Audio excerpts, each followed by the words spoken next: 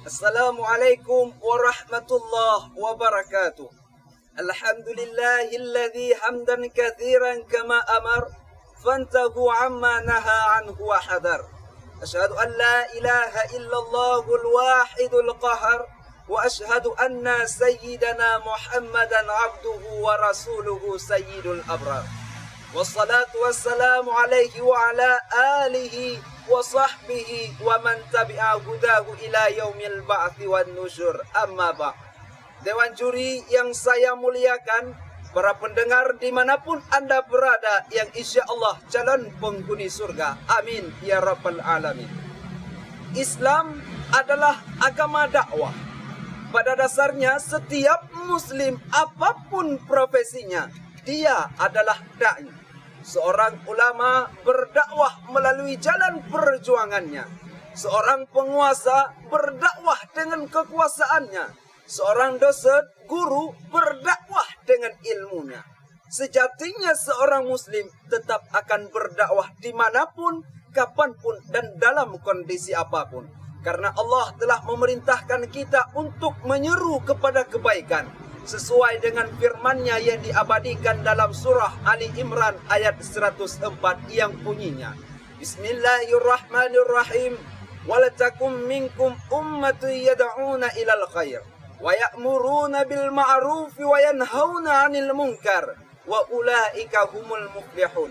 Dan hendak adalah di antara kalian segolongan umat yang menyeru kepada kebaikan, menyuruh kepada yang ma'ruf, mencegah dari yang mungkar, dan mereka itulah orang-orang yang beruntung. Dari ayat tersebut dapat kita fahami bahwa kewajiban dakwah ada yang bersifat kolektif dan ada yang berbentuk individu. Dengan demikian, menjadi seorang muslim pada hakikatnya mempunyai kewajiban untuk berdakwah. Ikhwanul muslimin rahimakumullah. Dakwah bukan hanya mengajak orang untuk beriman kepada Allah dan Rasul-Nya, tetapi juga bagaimana menanamkan nilai-nilai keislaman dalam kehidupan sehari-hari maupun kehidupan bermasyarakat.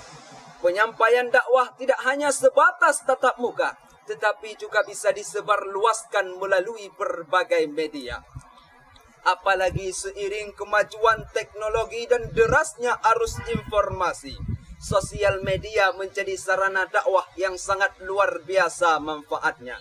Kemunculan teknologi informasi dan komunikasi membuka peluang baru untuk pengembangan dan proses penyebaran dakwah. Disinilah panggung dakwah para da'i milenial untuk menunjukkan perannya dan tetap eksis berdakwah tanpa takut ketinggalan zaman. Wahai para generasi Islam, kita harus sadar dunia nyata mulai perlahan-lahan ditinggalkan, kemudian beralih ke dunia maya. Strategi dakwah ke depannya sangat berat dengan segala tantangan dari berbagai lini. Jalan dakwah bukan bebas hambatan, justru jalan dakwah sebenarnya penuh dengan kesulitan. Dakwah tidak boleh padam, apapun tantangan dan rintangan yang menghadang, dakwah tetap harus terus berjalan.